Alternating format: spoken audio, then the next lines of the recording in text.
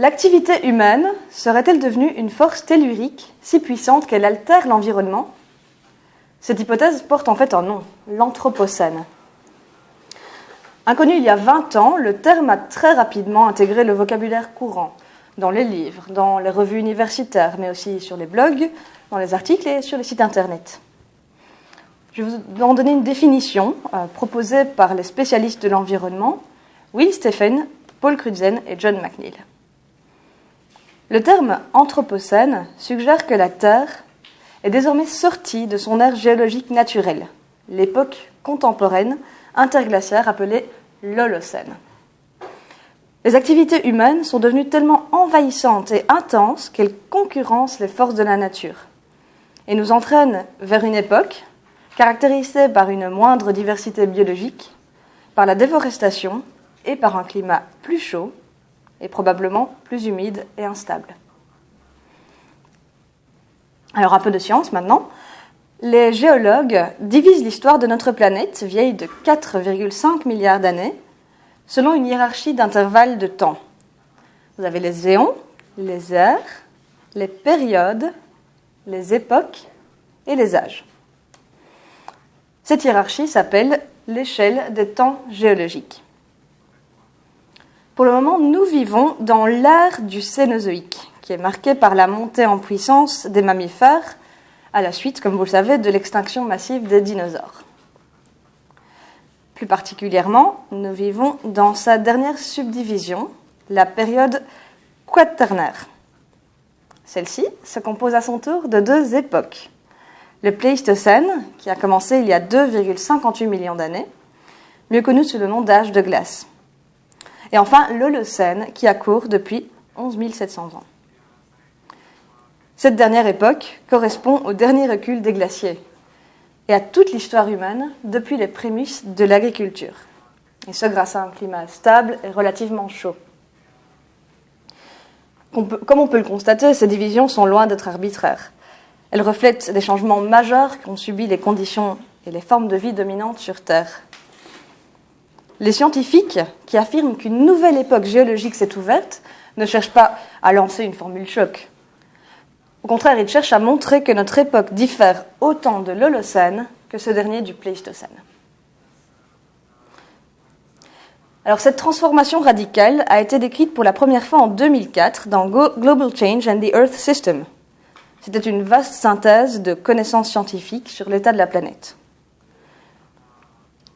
Depuis, beaucoup de débats portent sur une question à laquelle ce rapport ne répond pas.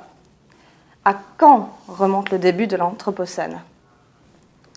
Alors, ce sujet suscite des débats très techniques, mais il relève, vous allez vous en apercevoir aussi, du social, de l'économique et du politique. Les hypothèses retenues peuvent se diviser en deux grands groupes, selon qu'elles se situent dans un passé lointain ou relativement proche du présent. Dans un premier groupe, le géologue américain William Rudiman, par exemple, avance que l'Anthropocène a commencé au début de l'agriculture à grande échelle dans plusieurs régions du monde. C'est-à-dire il y a entre 8 et 5 000 ans environ. Selon lui, ces activités ont produit du dioxyde de carbone et des émissions de méthane, qui ont fait monter les températures juste assez pour éviter un retour à l'âge de glace. D'autres situent le début de l'Anthropocène à l'époque des premières modifications de paysages à grande échelle opérées par l'homme. D'autres encore depuis l'extinction des grands mammifères ou depuis la formation des sols anthropiques.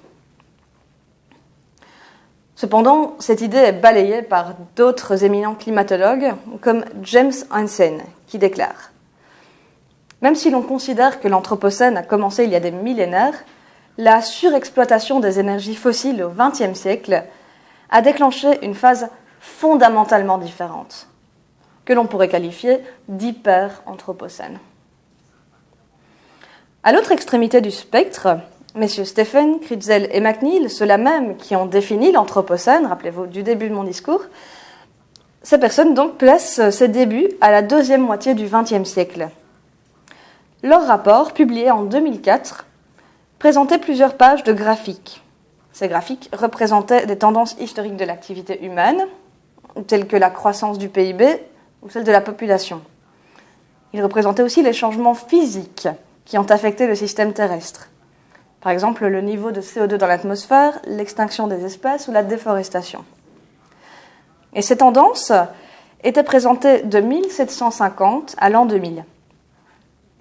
Toutes les courbes de tendance présentaient une progression lente depuis 1750 et une croissance exponentielle autour des années 1950.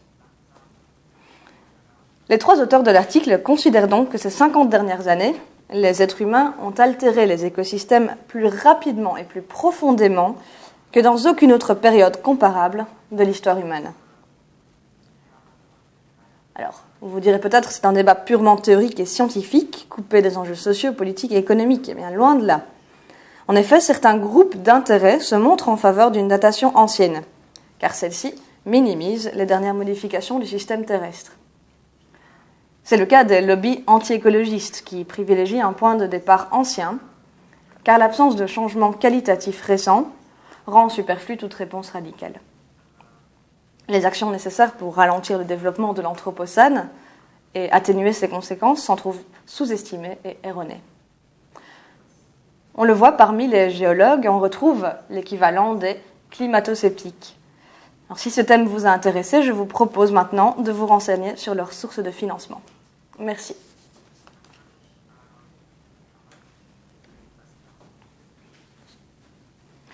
Mark Zuckerberg vient d'être papa.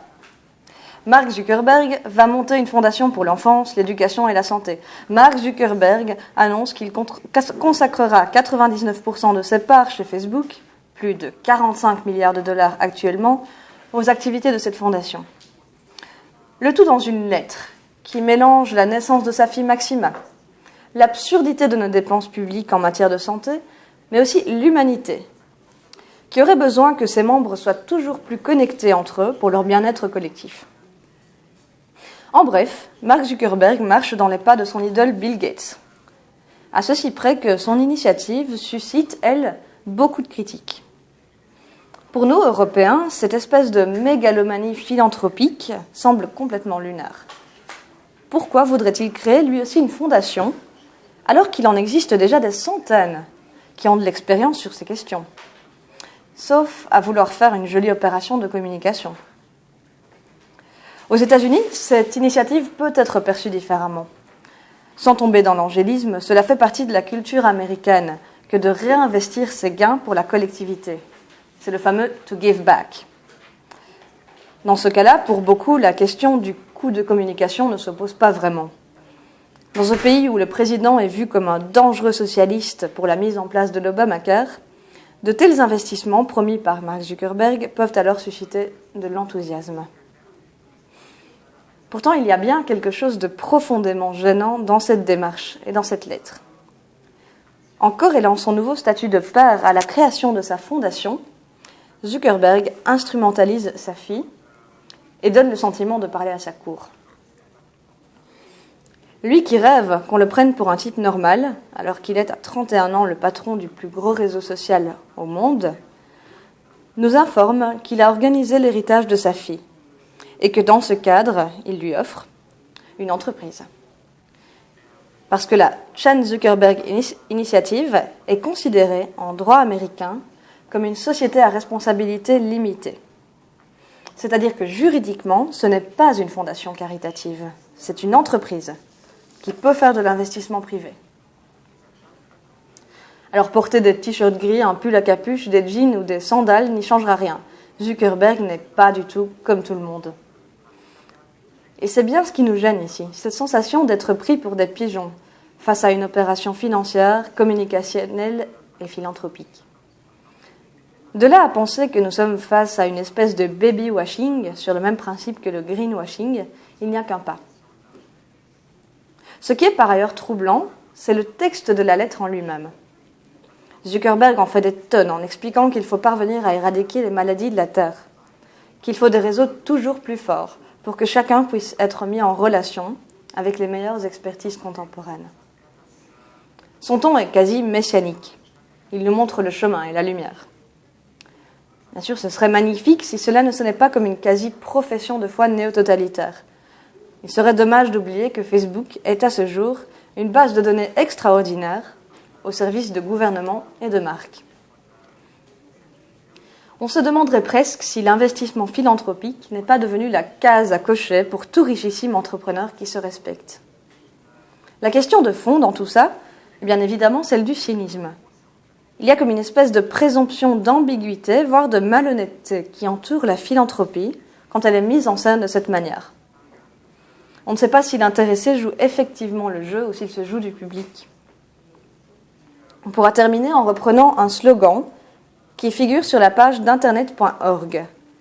Internet.org, c'est le consortium philanthropique que Facebook a créé et qui rassemble des leaders technologiques du monde entier afin de connecter les 2/3 de la population mondiale exclue d'Internet. Ce slogan, c'est « The more we connect, the better it gets ». Zuckerberg met en avant la nécessité de développer le web contre la pauvreté. Le problème, c'est que le web, ce n'est pas Facebook. Facebook, c'est la privatisation d'une partie du web, une partie des réseaux sociaux. Investir dans l'accès à Internet pour les pays émergents, c'est aussi une manière de prendre de la place sur de nouveaux marchés, comme ceux de la téléphonie à bas débit, où la philanthropie et le business, parfois, se rejoignent.